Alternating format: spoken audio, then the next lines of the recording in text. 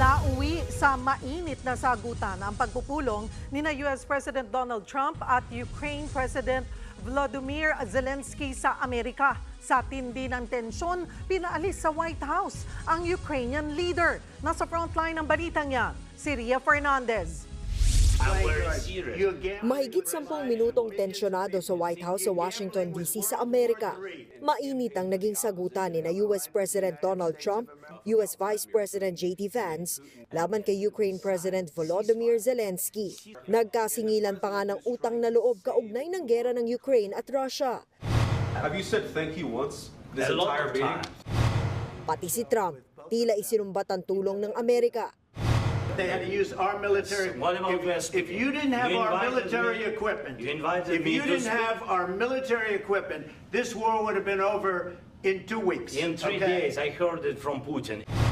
Si Zelensky naman, nanindigan.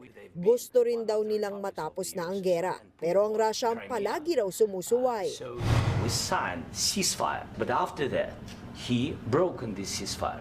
He killed our people and he didn't exchange prisoners. Ultimo ang damit na suot ng Ukrainian president, sinita ng isang reporter. Wala raw ba siyang suit?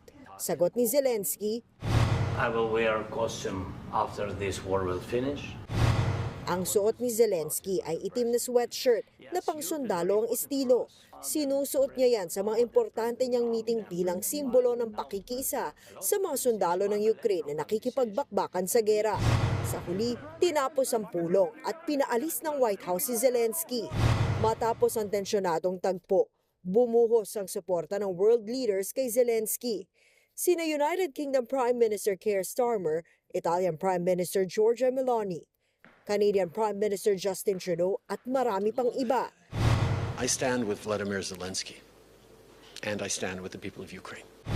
Si French President Emmanuel Macron naman, nanawagan kina Trump at Zelensky na kumalma. Kamakailan lang, harap-harapang finact-check ni Macron si Trump tungkol pa rin sa Ukraine. Europe is loaning the money to Ukraine. They get their money back. No, in fact, to be frank, we paid 60% of the total effort. Sa ngayon, nasa London Summit ang presidente ng Ukraine, habang ang Malacanang dumistansya naman sa issue. Sa ngayon po ay wala pong reaksyon ang Pangulo, ang palasyo.